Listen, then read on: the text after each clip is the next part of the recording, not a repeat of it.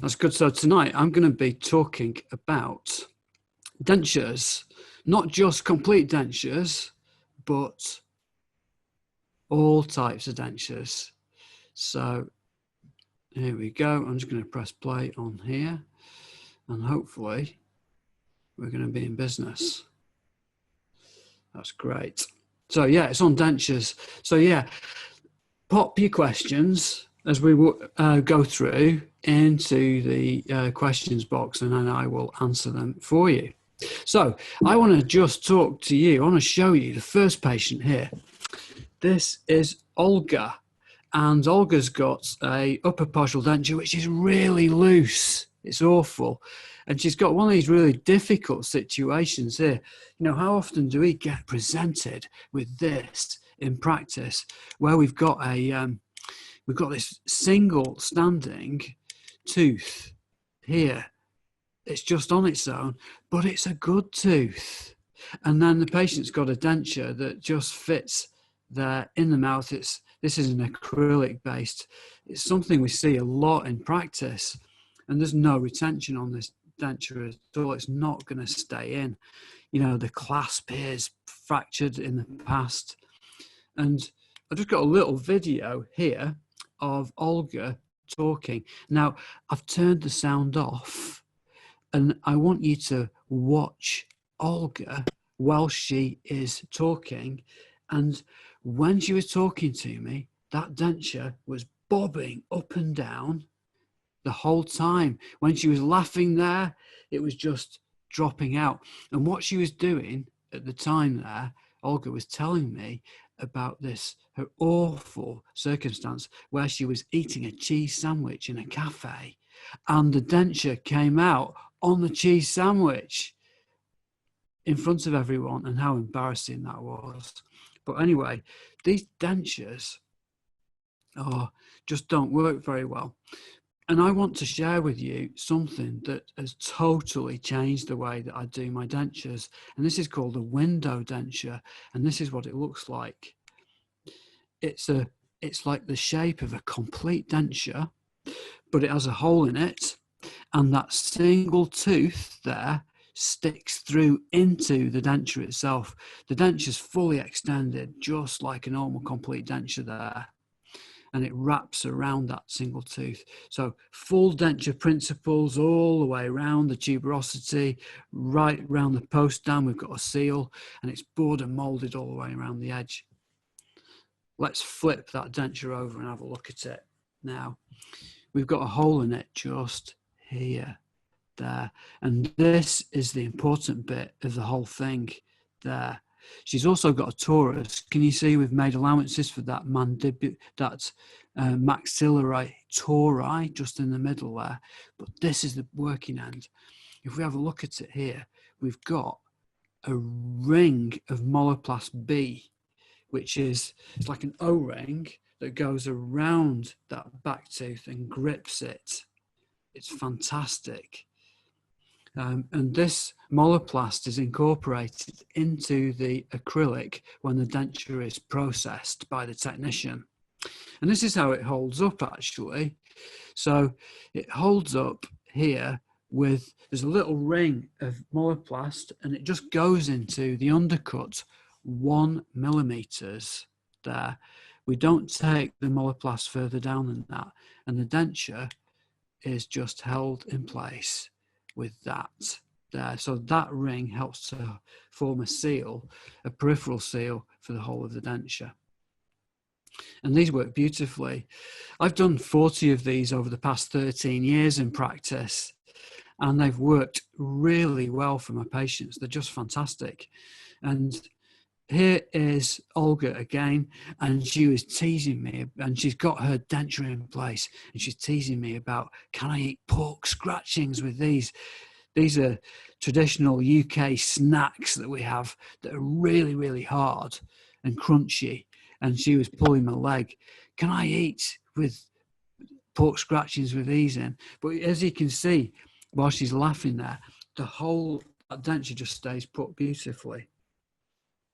So I do warn the patient that the window may accelerate the demise of that tooth, but over the past few years, you know, I've done almost 40 of these cases. I've only had to extract one tooth so far for all of the patients.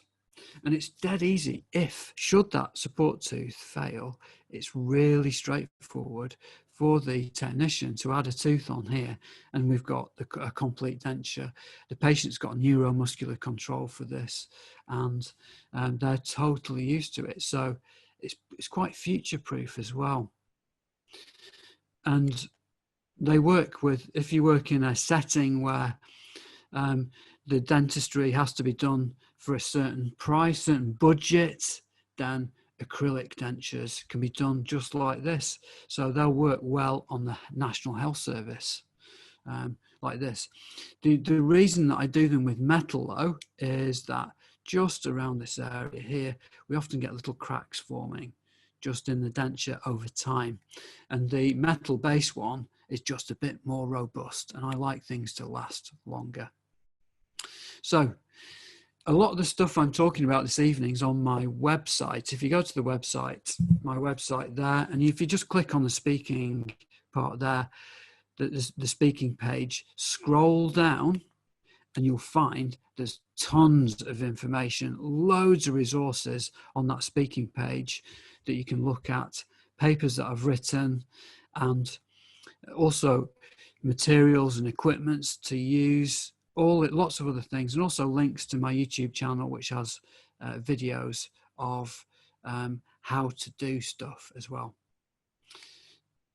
So these are the 7 things that I think are really, really important for partial dentures or complete dentures, any type of dentures. These are 7 factors I think are dead important. I'm not talking much about patient communication tonight. That is a massively important part, though, in teaching a patient that these are prostheses and they have to get used to them.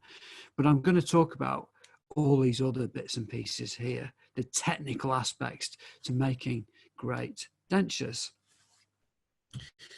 I learned loads from Fraser McCord, who was a really tough Scottish professor at Manchester Dental School. And back in 1999, I did a master's in fixed and removable prosthodontics with him. And I was just 6 years out of post-qualification back then. And this is what he said about my work when he saw what I did on the clinic. And I really had very little knowledge about dentures, but we had a great love of dentures. But one of the things about partial dentures he said to me, which really stuck in my mind, was, Finn, treat partial denture, the free end saddles, like this, just like a complete denture. So if you're making a partial denture, if I'm making a partial denture, I always try and make the free end saddle portion the same shape as a complete denture. And Dave here is just like that sort of a case. I want to share with you Dave here. Dave's 62 years old, super healthy guy. Let's have a look in his mouth. This is how he presented. So he's got an upper partial denture and a lower acrylic based partial denture and some tatty teeth. You know, these two, that molar there needed to go, but these teeth here were not in great shape. A lovely unrestored tooth there, and Nyar core here, and a massive filling in that canine. And he had this partial denture that he used loads of fixative on. It didn't fit well. Food got underneath it. He had to go to the bathroom all the time. It was just interfering with his quality of life. So he came to see me, and he thought he was going to have implants. But he didn't really want to have implants. He wanted to avoid them if possible. So I decided to, in the upper arch, do a complete upper denture. But in the lower arch, I love natural teeth. I think natural teeth are so precious. Implants fail, and natural teeth are much better than dental implants. And so if I can keep them, then that's better. I've had so many issues with implants over the years. They are fantastic in some circumstances. They're brilliant tools, but not all the time. So this is the design that I came up with here for Dave in the lower. So look at this. Like Fraser says, extend that just like a complete denture all the way up here. This is that 7 that's unrestored. Do a ring rest on that with a clasp coming off it. Use that the 6, that molar as an overdenture abutment. Use that canine root fillet overdenture abutment, that heavily restored tooth, and keep that moderately or medium restored tooth there to support the denture. And then I've also put here, question mark, we may need to have implants on this side should this conventional denture not work well. So here's what we did. So I tidied things up, smoothed that tooth down, smoothed the canine down to gum level as well. So these were overdenture abutments. Made an impression, and this impression's green stick border molded in a special tray, in a custom tray with green stick and Imprigum. But you can see this saddle area is just like a complete denture. It's brilliant. And then I've recorded everything else I need on the other side there. In the upper arch, so at visit 3, I do a jaw registration stage. And what I do is with the wax rim at this point is I carve it parallel to the interpupillary line and carve it parallel to the ala tragus using a Fox's bite plane here to check. So these are crucial for good aesthetics. I also look at the lip support and I get patients to bring in as many dentate pictures as possible. Look at Dave here in his early 20s here. Look at the length of his upper lip there compared to at the age of 62. So 40 odd years have passed and the length of his upper lip's grown. This is what happens to all of us. Our upper lip grows. So we actually show less upper teeth as we get older and we show more lower teeth as we get older. But it's lovely having a side view here because I can carve that wax rim and mimic the photo. Also for our dentate pictures, they are so useful as well for looking to see where the natural teeth were and arranging them. And we can also make improvements too. But I send this photograph through to Rowan, who's my dental technician, and then he can then arrange the teeth. So this is Dave here with his teeth arranged at try-in. And we've kept the essence of Dave from his, early 20s there, but also improved things. So we've got slightly larger centrals and pitched them back at the tips. We've set that lateral back. And we've also, where he's got the gummy smile here, we've just taken the teeth up a little bit longer there, just to improve the aesthetics. So this is visit 4. We assess the teeth.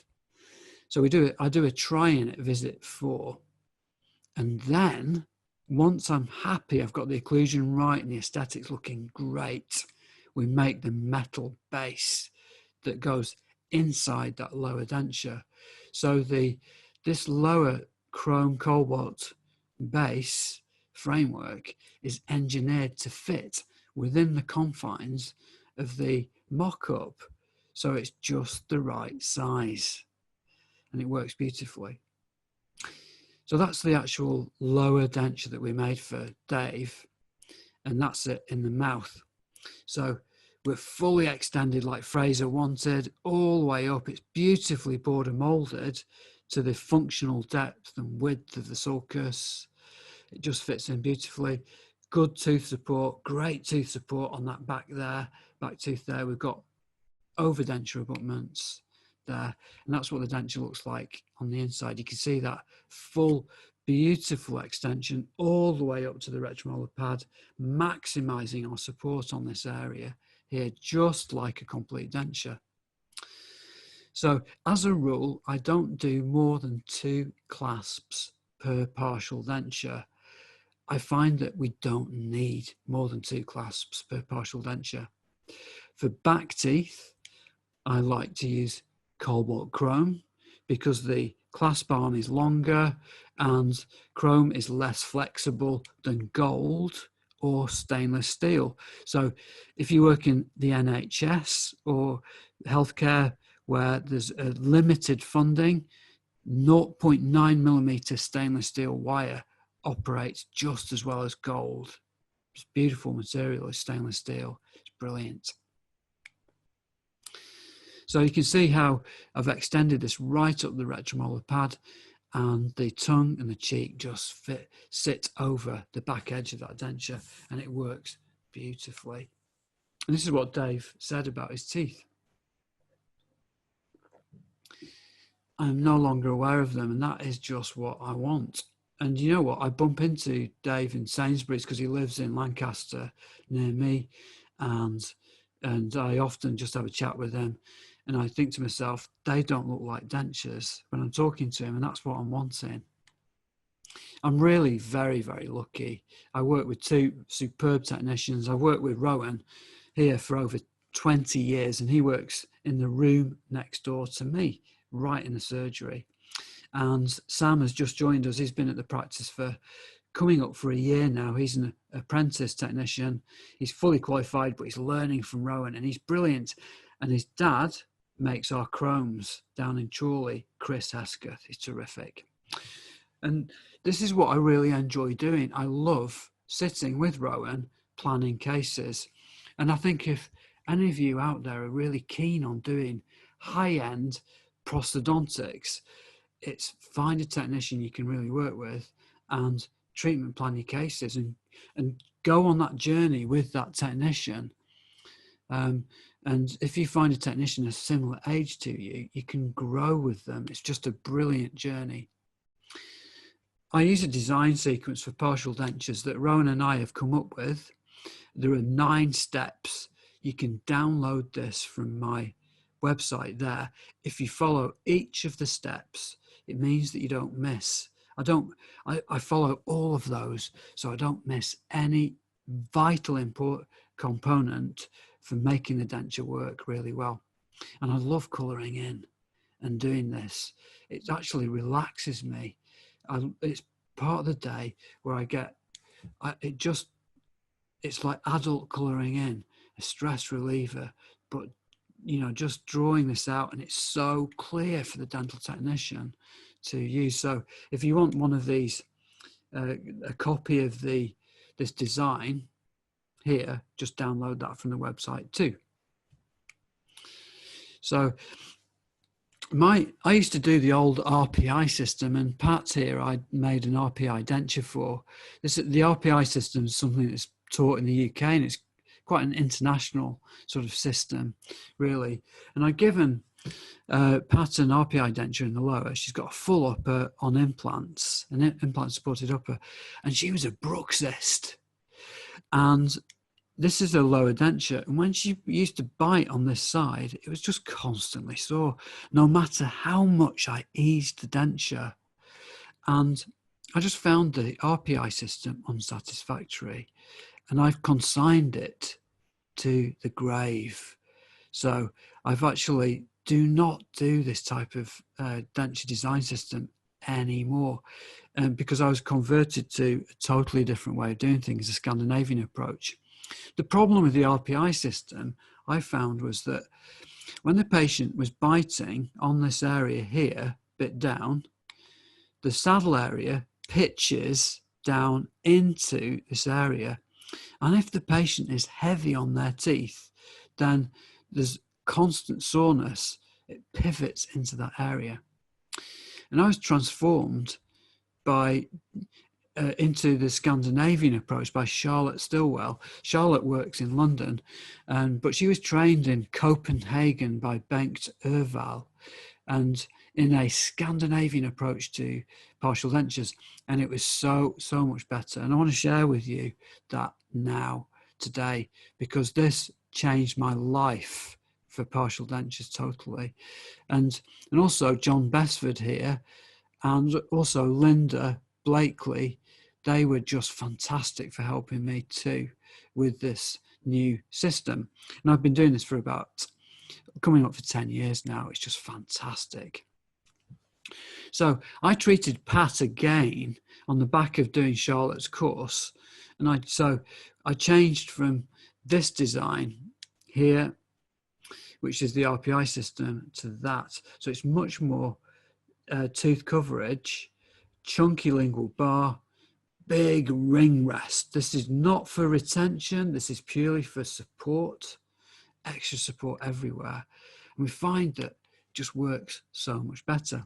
So I came back actually from that course and I thought, I'm going to treat Pat again. And I treated her free of charge, made her a new denture, and this is what I did. Totally different, much more metal on the teeth, better tooth support. And I liken these Scandinavian dentures to removable Marylands. They're just superb. Big chunky things. It's really important the patient looks at them as well before they're made. They need to know what these sorts of things are going to look like. That's why these designs are really important. But they're so robust and wonderful. So now I audited my cases, and this was so prior to doing the Scandinavian approach, I would have on average 4 reviews per partial denture patient. And when I switched to the Scandinavian approach, I had 2 reviews on average per patient, and definitely better patient satisfaction. So the Scandinavian approach is very much where we've got good, excellent tooth support, and it's a hygienic design. So all of this is totally clear of the gingival margin. We're keeping away from the gingival margin as much as possible.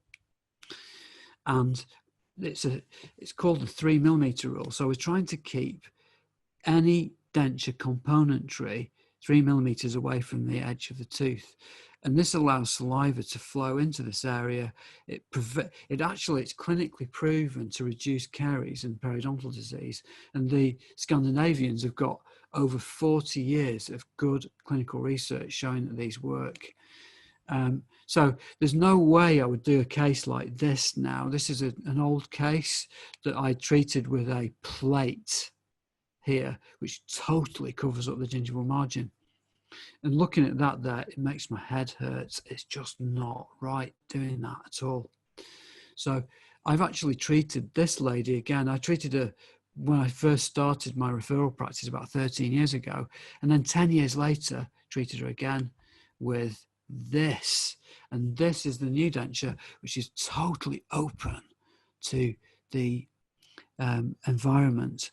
I have to warn the patient that food at first will want to get pushed into these areas until the patient can manipulate the bolus of food properly. This is very important. I do warn the patient, but they are fabulous. And I really believe that I think we should be adopting this system worldwide. I think we should all take this on. It is so much better than the RPI system. It's fantastic.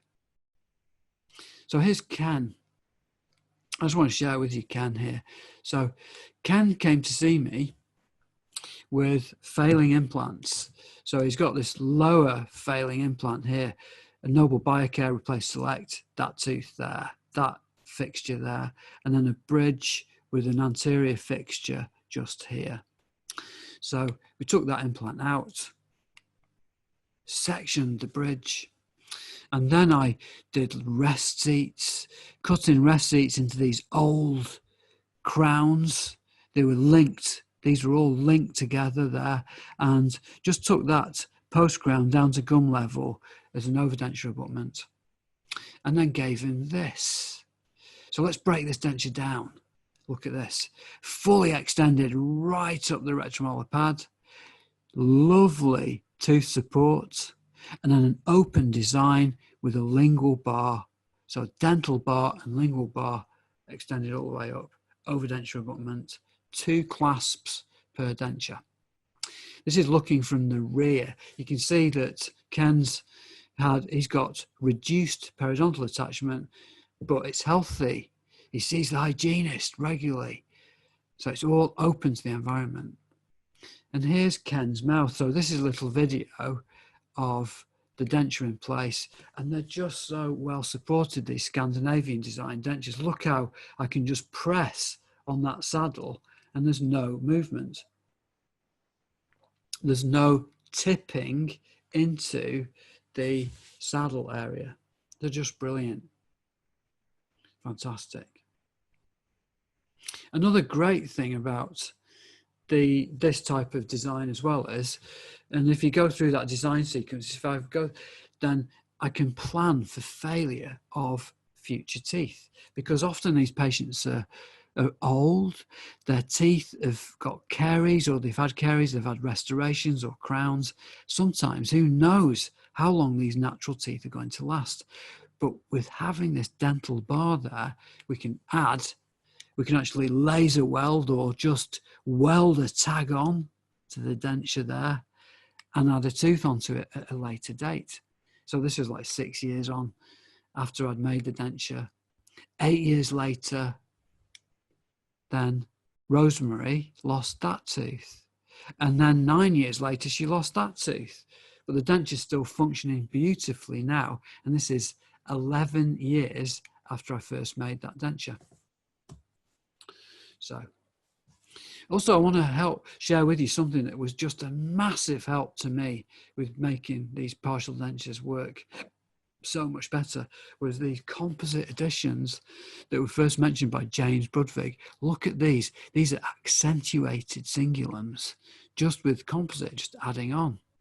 And the denture itself, the chrome, fits over those and it resists movement. This is it schematically. You know, in the past, I would cut into the tooth there and make a receipt. But now what I do is, and say this is a lower incisor with a free end saddle situation, I would put the metal frame, and then the metal framework sits over that and it resists distalization of the denture and it resists sinking of the denture too. They're just absolutely superb, these things. You can see them on here. It's literally etch, sandblast, etch, bond, and then shape up with a tapered crown prep burr, and then finish with an enhanced finishing burr. Brilliant. And you can see on the denture itself here very clearly where these sit. And it's crucial to get a great impression. And how I do the impressions for these dentures is I board and mould in green stick the saddle areas like a complete denture and do all of the movements, and then I do an alginate in the whole of the denture. This is perforated actually at the front there. The perforations are on the side. So this is a medium mix of dense ply, blueprint, alginate. And this is how I do it. This is for the detail. This is for getting those rest seats on that impression. So I've dried those teeth off with my 3-in-1. Claire's got the lip retractors in, and I rub in the alginate into the occlusal surface of those teeth. Works beautifully. And then I rotate the denture in place, sit it down,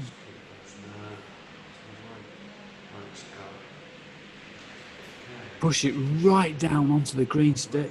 You just stick your tongue right out and close up a little bit and lick your lip. Really go for it, really go. So I get the patient to really stick the tongue out and really go for it so that the lingual area is border molded. Once that I've done that, I also board and mold the buccal edges of that too. So they're beautifully molded round.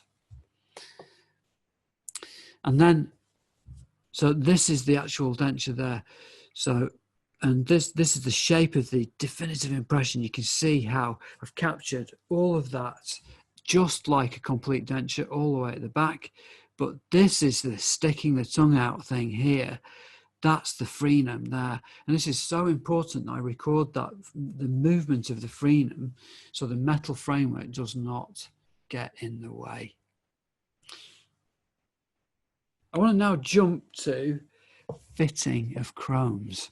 Now, it's quite common that when we get a chrome framework back from the lab, it doesn't fit perfectly. And sometimes it can be quite a long way off when we first try it in. So I use loads and loads and loads of this stuff. It's called Occlude, this powder spray Occlude. And I use this at the fit appointment. Notice I've covered all of the areas that will touch the teeth here. And what I do is I try it in the mouth there. This has got Occlude on that fitting surface. I try it in and I try and look to see where it's rocking and where it's holding off. I then take it out, and then using this is my go-to burr here, which is a tapered crown prep burr. I identify these shadow areas, these parts where it's rubbed off, and I adjust those areas. But what I don't adjust, this is the red bit here, this is crucial. I do not adjust the area where it touches the junction between the tooth and the chrome. This is very, very important for not creating a gap. This applies for when you're fitting, I'm fitting acrylic dentures too. Very, very important. So I make sure I do not adjust anywhere along that edge. It's only underneath. And this ensures that the chromes fit really, really well. It's very, very important. Here. So I'm just now going to share with you a case that I just treated before lockdown. So here's Marielle. Marielle's got reverse combination syndrome. She's got upper natural teeth and a partial denture, and she's got a lower implant supported complete denture.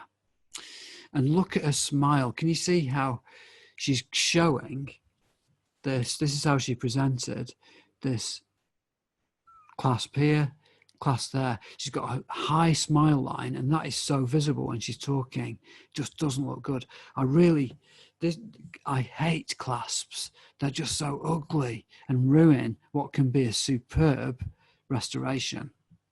So I just want to share with you how we restored this patient. So at the top there, she's got the 3, not 3 round to the 5, and then she's got a complete denture in the lower arch. Let's have a look at the upper to start off with. This lady had been living in America for quite a while, and she'd had this denture made many, many years ago over in the States. And I think she'd had a previous tooth taken out there. So it's not well extended.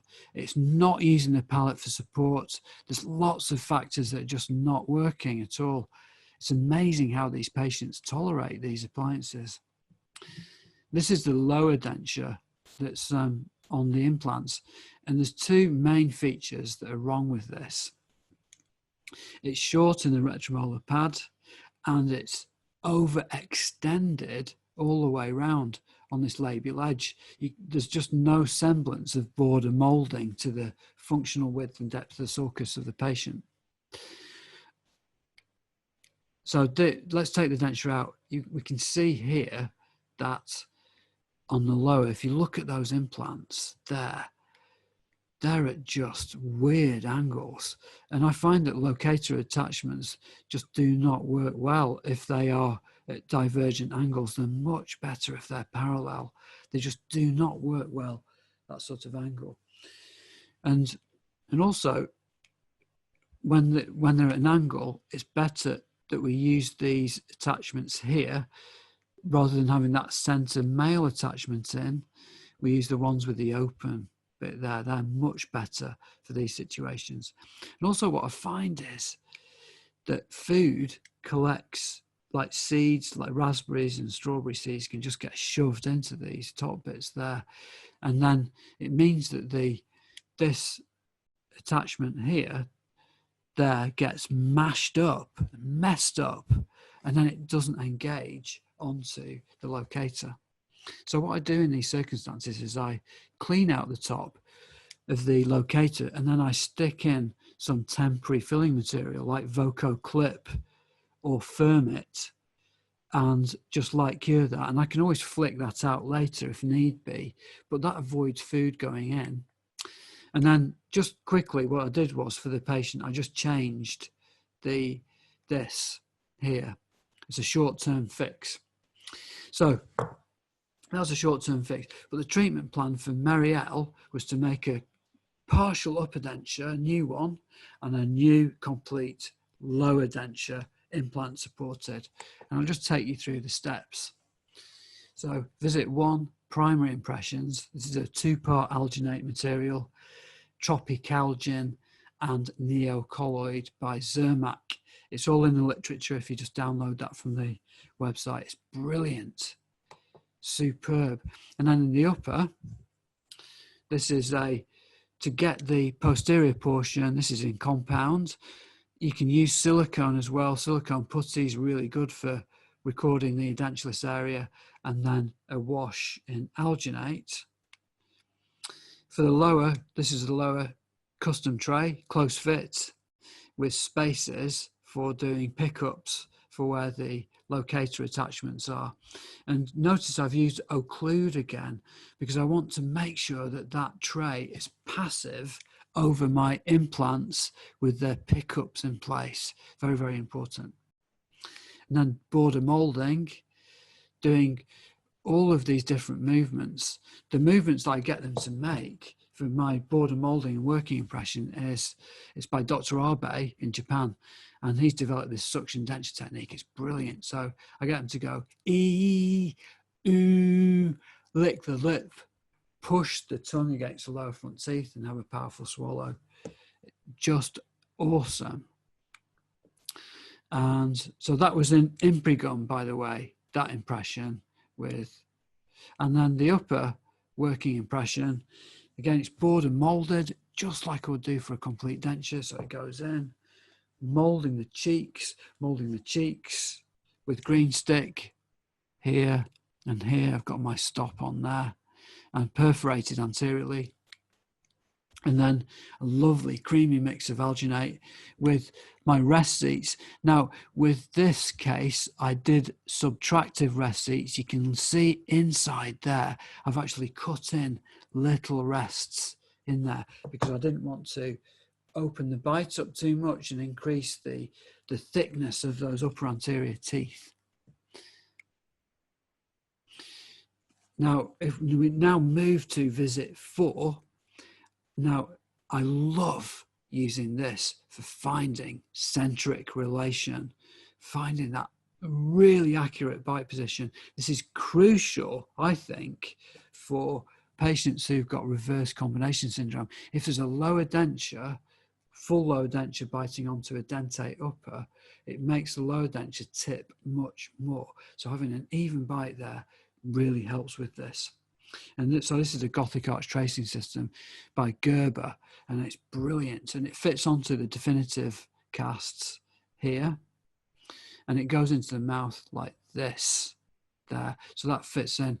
And then I get Marielle to move the jaw, so go forward and back, the back positions, central relation, go side to side on this pin, and she makes this mark here. It's amazing. So this is centric relation just there. So she got forward, back, side to side, and then she'll go anywhere, just scratch anywhere, and it forms this lovely triangle. That is precisely centric relation. It's really, really good. And then I stick a plastic disc on over that, which has got a little countersink hole in right over the apex. Take that to the mouth like that, and you can see that she's gone straight into that hole and she's locked into centric relation. And then I squirt in Futard D bite registration material, and it all locks in. It's fantastic, and that means the bite is perfect. Here are the finished dentures for Marielle. Now, because she had a really high smile line, she's got this white clasp. We've used a Dental D by Myosin, Dental D, acetyl resin clasp here, which looks better than a metal one. And then the lower full denture fits onto the implants.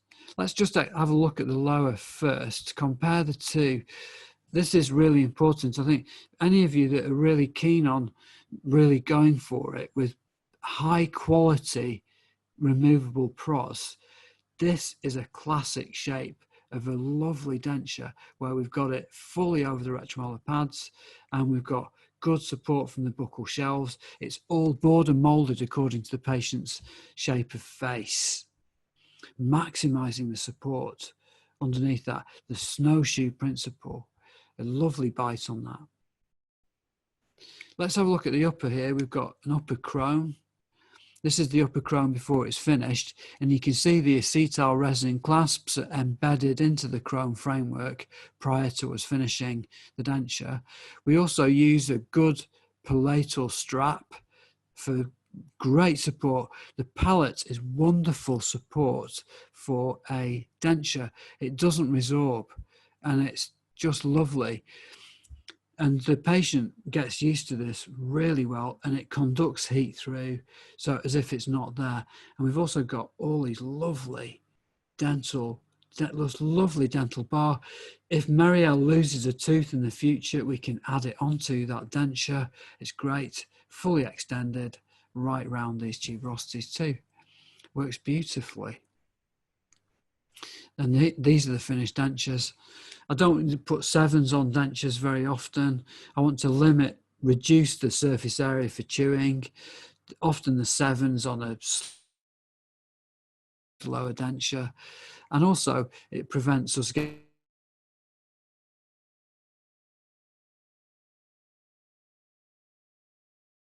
the lovely acetyl resin clasp on this top denture there, and a nice big palatal connector. This is all bored and molded beautifully here. So, and this is how the mouth looks there. And Marielle, it just fitted really well. And I saw her for one review and there was no issues at all. I didn't have to adjust it. It's a rarity that I don't have to do any adjustments, but in this case, we didn't have to do that. So she's got the full lower denture, which is implant supported in the lower, and we have the partial denture in the upper there with the occlusion absolutely bang on because I've recorded it using the central bearing apparatus. And that is Marielle there sorted. So have a good look there. These dental Ds are much better than a metal clasp, but they're still not perfect.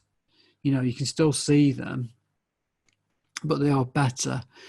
I'm not keen on precision attachments because I find that they are an added feature that is just potential for failure. So I prefer to do something more simple like this than prepping a tooth and putting an attachment on, or trying to do a resin bonded attachment too. So anyway, thank you very much. That's everything. I've done my presentation now, so I will stop sharing my screen, and I'm very happy to have a look at the questions. So I'm going to look here. So for the window denture, so Advance asked a good question. For the window denture, do you prepare guide planes around the remaining molar? Yes, I do. What I do is I use a little, either an enhanced finishing burr or a rugby ball shaped diamond burr, and just go around that. But Rowan and I put it on a surveyor just to check the path of insertion, and then we draw on the study model where I need to adjust it, and then I take it to the mouth and do that. Great question. So Riyadh, does your technician do the try-in over the bite rim itself? So No, he doesn't actually, Riyadh. What Rowan does is he makes a putty matrix of the wax rim on the lower jaw. So he knows where the rim needs to come to. And then he makes another wax rim and sets the teeth up. So we've always got my wax rim that I originally trimmed to refer to. So Riyadh, again, what's your thought about on asking the lab to send back dentures fitted to the model? I think that's a brilliant idea. What we do at the practice is Rowan processes the dentures on duplicates of the working cast. So we always keep the working cast on the articulator. We've got it, we can actually put it back on the articulator, and then the dentures can be fitted. Once they've been processed, they can be fitted back onto the working models. So we've always got those to refer to, and it helps me look at the occlusion. It helps Rowan look at the occlusion and tap it in, make sure it's perfect. It's brilliant. I would recommend that highly. So Marta, hi. Are there any labs in near London that use the Scandinavian design? So probably yes. I've forgotten what the name of the lab is actually to do it, to be honest. So there was someone that came on a course recently. It may be worth asking, just doing a direct message to Charlotte Stillwell and just ask her, because she will know. Charlotte Stillwell is the best person because she's based in London. So someone's asked a question, anonymous. If you use the etch tech instead of prepping the rest for the RPD, is the restoration strong enough to hold it in place? Absolutely. This is a question, and this is a really good question, because everyone asks this, say, I'm scared of doing them. I think they're going to come off. And over the past 9 years, I've been doing this technique. I've had one fail, and it's something that I've talked with John Besford about and other people that do this technique. The rests very, very rarely come off, because not only does the metalwork touch the rest, it's also supported so beautifully by all the other teeth and all the other bits of enamel. So they just don't come off. And if it did come off, like one of my patients, we've already got a matrix in the denture to actually redo it. You can just, etch and bond and then put the composite inside the denture and refit it onto the tooth. Works nicely. So Advan, for the Kennedy 1 impression you made for the custom tray, is wax relief just placed on the teeth or on the ridge and retromolar pad as well? So Advan, it's just purely, we've put 2 layers of wax, or enough wax to block out the anterior teeth, and it's generally 2 layers of wax, so that's 3 millimeters. And then on the saddle areas, Rowan actually makes that close fitting, so it just sits on the saddle itself. There's no relief there. On the retromolar pads, I do like a little bit of relief, a little bit of space off though. So the saddle area is direct and so unspaced, and on the retromolar pads, a little bit of space. Lovely.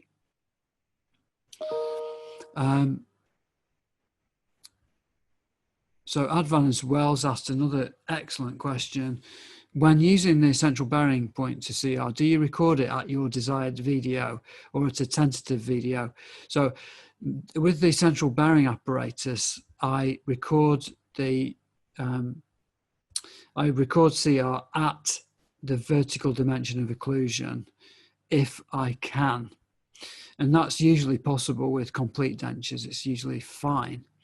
If there are teeth there, sometimes the teeth get in the way of recording that, so I have to open them up a little bit on that.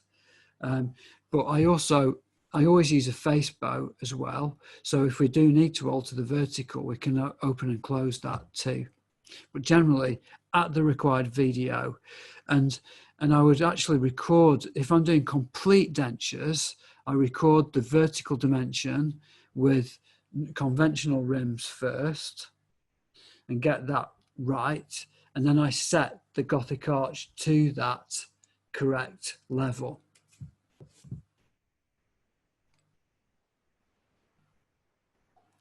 So could you please again explain the design of rest seats on the upper anteriors for Marielle? Yes, I can. These are just cut in to the cingulums of the upper anterior teeth. They're almost like oval shaped, round, and then just cut in. So they're not spiky. They're just round divots that go in to the teeth themselves. In fact, if you have a look at some of my literature, Ulka, on that drop down on my speaking page, you'll find some cases with some precisely in there. If you look at amazing partial dentures, a PDF of amazing partial dentures, if you scroll right down there, some really clear pictures of a patient right at the end called Angie. Advan occlusal scheme of choice for complete dentures. I like to use the anatomic arrangement of teeth. Lingualized occlusions are all very, very good, but I just think that lingualized occlusion doesn't look as good. So what I do is it's anatomic teeth in balanced articulation. Abdul, with the next question about, is there speech problems? Yes. With the upper dental bar behind the upper front teeth, Abdul, yes, and that's something I warn the patient about. They get used to it over time, but at first when it goes in, there is sibilance with S's when they're speaking, and it's practice and neuromuscular control, just getting used to it. That's great, thank you. Vipan, very nice webinar, thanks, that's lovely. What type of trays do you use for primary impressions? That's an anonymous person's asked that. So I use, they are called Transform trays by Pegasus. Transform trays by Pegasus. They're my go-to. Excellent, they are. For lower complete dentures, I use a special one, which is called the Frame Cutback Tray, FCB tray, frame cutback tray, and that's available through MetroDent. Just have a look on the drop down. There's all of the equipment and materials I use on my website. Dear Finley, which male locator attachment did you use in Muriel's case? So I fitted it with the green locator attachments, which I think are 1,000 kilogram grip, but the attachments are quite worn actually. If you notice those ones that were pivoted, so the grip's not as good. So, but I used the sort of the medium level of grip, so it's a green one there. Surith, thank you. Scandinavian approach, direct retention without clasp. Kindly elaborate. No, that. Scandinavian approach, direct retention without clasp. I don't fully understand your question. There is retention. There's always two clasps. You must have mistaken what I was talking about. I use two clasps per denture. So there is retention and hold with those. Can you please explain more about the Gothic arch tracing thing and how and where to get these? Yes, I can. And there's loads. If you go to my YouTube page and have a look at, there's one for specialist trainees. If you look at my presentation for specialist trainees, prosthodontic residents in prosthetics, prosthodontics, if you find that, it goes into detail how I use the Gothic arch tracing. And also, if you want to buy it, you can download all the stuff, as in, it's from Switzerland, it's a Gerber technique. You can download all of the equipment from there, VIPAN. Thank you. Kate, can you advise what protocol you use for adjusting finishing dentures? Perhaps you can give an opinion in relation to COVID restrictions, adjustment being an AGP unless denture disinfected after each try-in. So yeah, what I do is at the moment is if I need to adjust a denture, I take it out of the mouth and then I rinse it and clean it with soap under the tap, soak it in a solution of Perform, and then I adjust it. And I have a special trimming box, actually, Kate, in the lab now, which is brilliant. So I can put my hands in and my handpiece is in there. There's a suction motor that takes away the stuff, and I just trim the denture in that. So it just reduces that issue of creating that aerosol.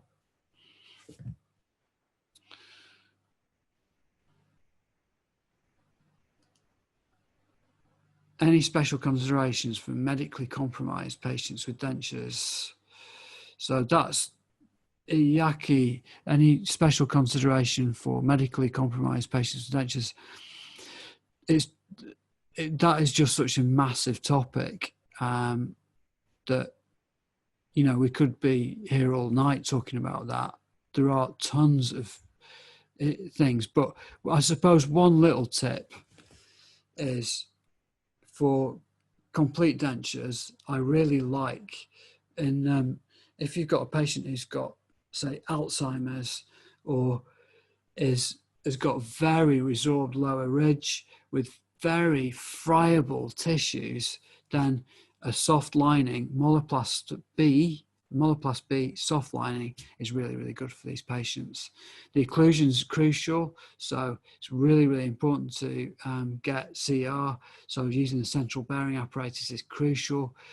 And also, it's just really sort of education and help and care, and is really important. So I know that's a bit vague, but it's just such a that's a massive question, that. But thank you. So it looks like we have come to almost the end of the thing. So for the acrylic work, Advan, for the acrylic work, conventional heat processing, PMMA, I use conventional heat processing, but seriously, it doesn't matter. No difference. If both are done really well, then it's fine. We use heat cure processing, but Ivercap is superb too.